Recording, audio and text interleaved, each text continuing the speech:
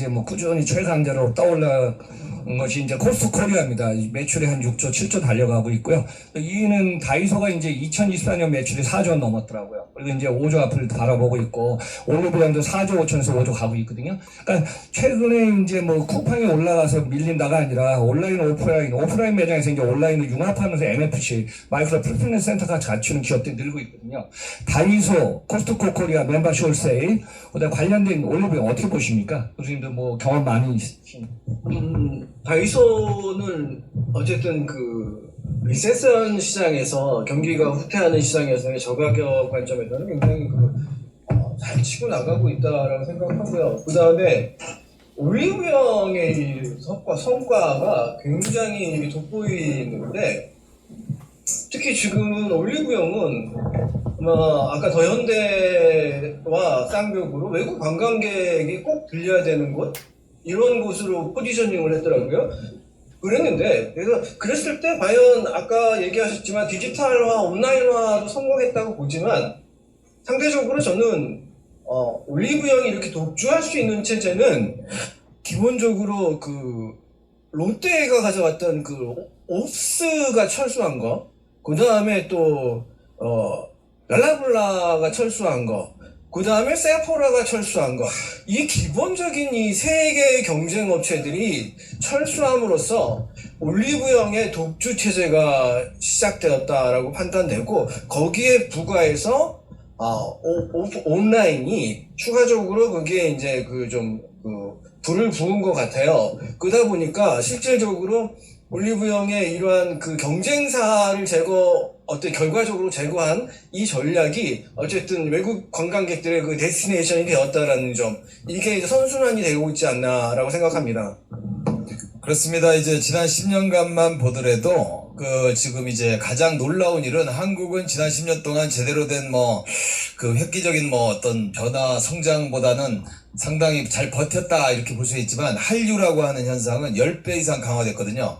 그러니까 전 세계 이제 한류 동호회에 가입된 사람들 숫자 자체가 지난 10년 동안 보니까 10배 이상 증가돼서 3억 2천만 명이 한국말도 어느 정도 하고, 이제 우리 아미 같은 그런 동호회에 가입된 숫자가 지난 10년 동안 10배 이상 증가됐는데, 지금 이제 우리나라 이제 인천공항 최근에 많이 붐볐지만, 지금 나가는 사람하고 들어오는 사람이, 해외에 출국하는 사람이 2,200만? 그래가지고요.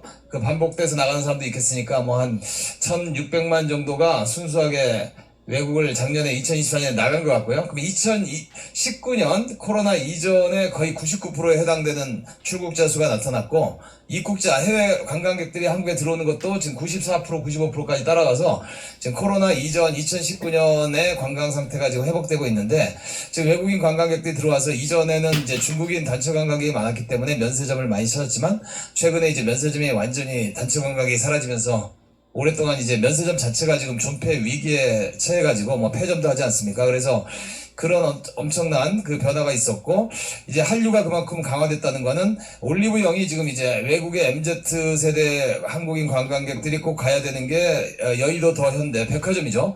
그 다음에 올리브영, 이거는 전문점이잖아요. 이거 두 개를 꼭 방문하고 나머지 경복궁 기타 등등 해서, 과거에는 롯데 면세점 가던 이제 단체 관광객들이 지금은 이제 개별 관광객 이거 체험이니까 올리브영 이제 이렇게 됐거든요. 그래서 상당한 외국인 관광객의 구매 패턴, 쇼핑 코리아인데, 사실은 엄청난 변화가 있었다.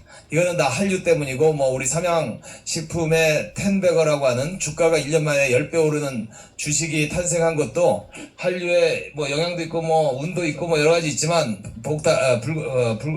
볶음면, 그런 현상도 있지만, 이제 우리나라 이제 K-뷰티나 K-푸드의 지금 앞으로의 성장 잠재력이 굉장히 커지면서, K-푸드와 K-뷰티를 파는 소매 업체가 동반 성장할 가능성이 크다, 이렇게 보고 있습니다. 네, 맞아요. 선생님 주신 대로, 관광객이 한국에 오면 과거에는 면세점 갔는데 요즘 면세점 안 가고, 입지가 좋은데 이제 다이소하고 올리브영을 거의 기본으로 가는 것 같아요. 또 강달러의 영향도 좀 있는 것 같은데, 어떻게 보십니까, 박 교수님?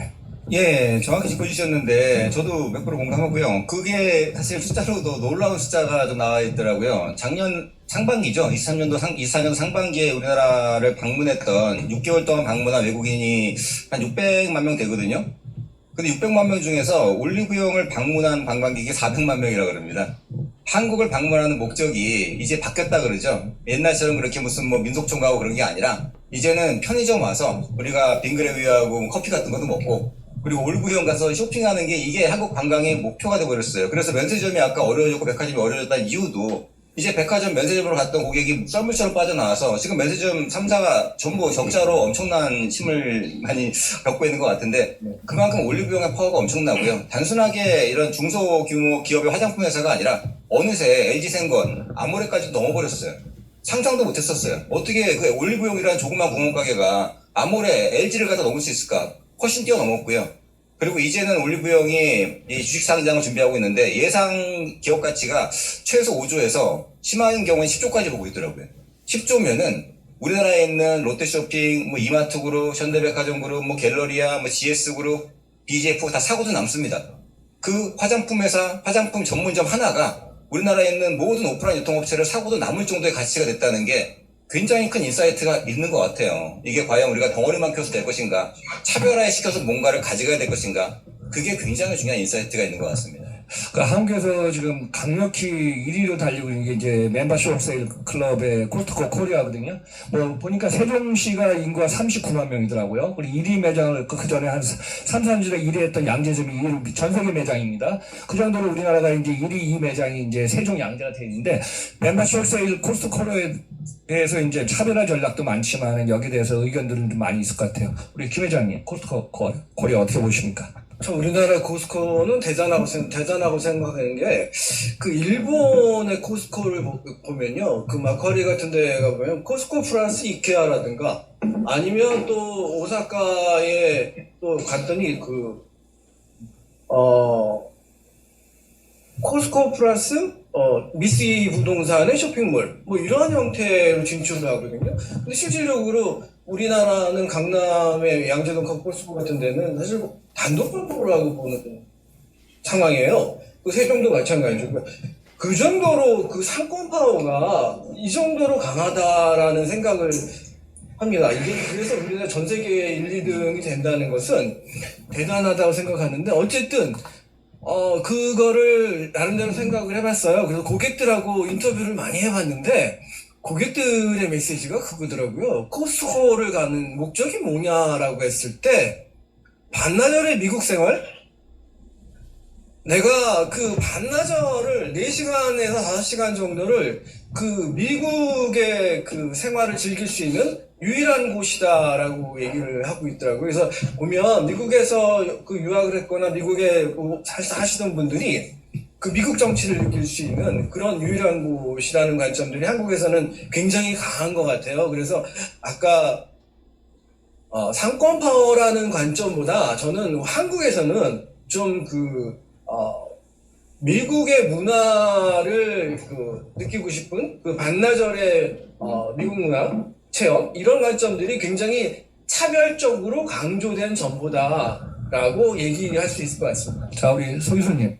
네, 그럼 뭐 사실은 아메리칸 라이프스타일을 산다 뭐 이런 개념도 있고 문화적으로 지금 해석을 하셨는데, 그러니까 뭐 워낙에 가성비가 세지 않습니까? 그리고 뭐 아시다시피 코스코는 그 일정한 마진만 가지고 협력업체들한테 최대한 배려를 하는 업체로 알려져 있고요. 이런 진정성 있는 뭐 협력업체 정책이 아마 한국에서도 통하고 있다 이렇게 보여지고요. 이게 멤버십이기 때문에 지금 뭐 돈을 내고 이제 그 카드를 만들어서 다니는 독특한 그런 이제 멤버십 쇼핑 형태인데도 이렇게 잘 되는 게 지금 뭐 전 세계적으로도 사실은 코스코가 한국에서 잘 되는 거를 좀 연구할 정도로 좀 독특한 현상이라고는 볼 수가 있겠습니다.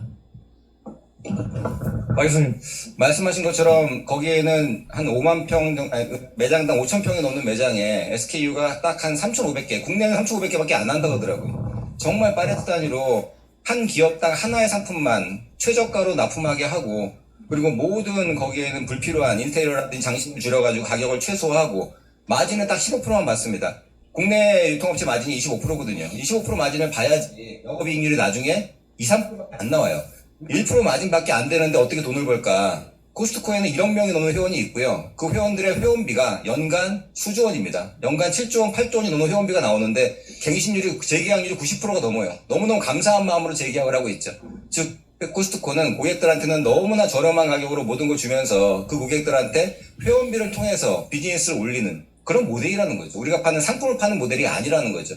차별화되어 있고 그런 서비스를 뭔가 독특하게 해서 고객들이 찾아가게 만드는, 그래서 코스트코는 반경 50km까지가 주요 고객들이고요. 우리나라 국내 대형마트들은 반경 4km, 5km만 넘어가면 안 갑니다. 그게 가장 강력한 힘이 되고 있는 것 같습니다. 네.